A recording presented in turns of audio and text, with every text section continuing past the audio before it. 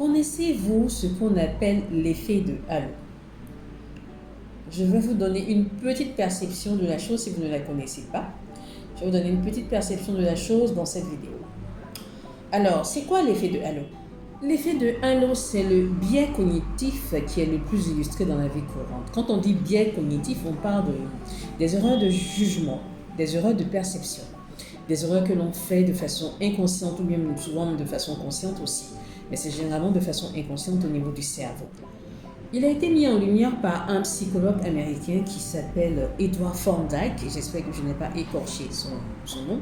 Edward Thorndike était médecin au sein de l'armée, et il avait constaté en fait que lorsque certains officiers trouvaient une qualité positive au niveau de leur supérieur, au niveau de leur chef, ils en attribuaient plusieurs qualités positives à ces mêmes personnes-là, juste parce qu'ils avaient trouvé une seule qualité positive. De même, certaines expériences ont été effectuées par des chercheurs, c'est-à-dire qu'ils ont réuni un groupe de personnes et ils ont présenté des images, des photos d'hommes et de femmes à ce groupe de personnes-là, et ils ont demandé à ce qu'ils puissent établir en fait les qualités de ces personnes-là, qu'ils puissent évaluer les qualités de ces personnes-là en fonction des photos qu'ils leur présentaient. Donc, à la fin du test, il s'est trouvé en fait que les personnes agréables aux yeux, c'est-à-dire des personnes belles, avenantes, tout ça, que ce soit homme ou femme, ont récolté en fait le plus de qualité. Juste parce qu'on a vu qu'ils étaient beaux, on a vu qu'elles étaient belles, automatiquement on leur a donné des qualités. Juste pour ça. Alors, pourquoi cela?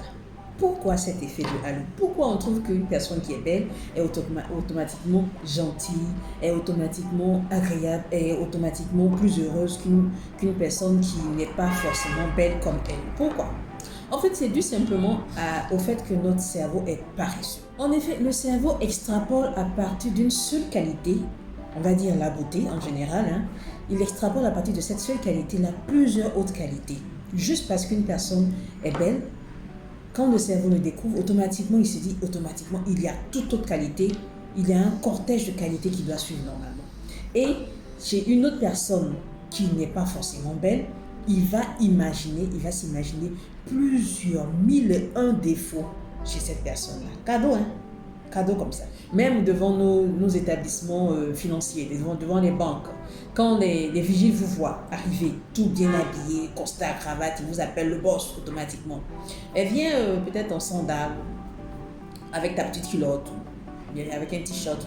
Vous serez moins apprécié, moins valorisé que la personne qui est venue en costard. Or, peut-être même que vous pouvez payer la vie entière de celui qui a porté le costard. Vous voyez un peu ce que je veux dire? Même quand on voit une femme qui est belle, sur les réseaux sociaux, quand on voit une femme qui est agréable, on va lui prêter tout ce qui est bon.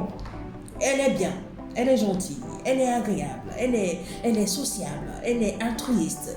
Et quand on essaie de côtoyer la personne et qu'on voit qu'il y a quelque chose qui manque, automatiquement on commence à casser du sucre sur le dos de la personne. Tout cela est dû à l'effet de halo. Voilà. J'espère que je vous ai appris quelque chose au travers de cette vidéo. Merci de m'avoir suivi et au revoir.